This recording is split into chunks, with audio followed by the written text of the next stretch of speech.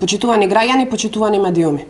Бујар Османи да не молчи по повредата на Уставот и амандманот 5 и веднаш да поднесе оставка, а потоа да следи одговорност за истото.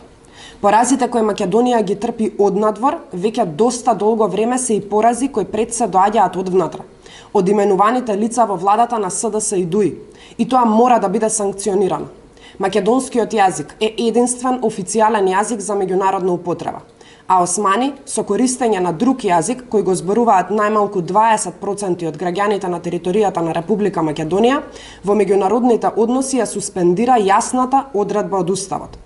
Имено, во амандманот 5 на членот 7 во ставот 1, јасно пишува дека на територија на државата и во меѓународните односи службен јазик е македонскиот и неговото кирилско писмо.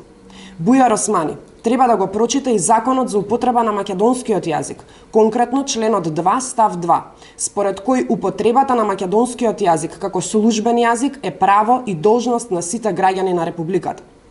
Почитувани, Уставот на Република Македонија е највисок правен акт, а тоа представува обврска на секој граѓанин да го почитува целосно и доследно.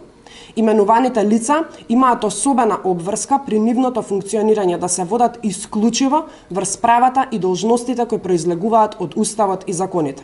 Со овој потек, Османи го наруши угледот на Македонија и покажа непочитување кон сите граѓани на Македонија. За ова мора да има одговорност. Ви благодарам.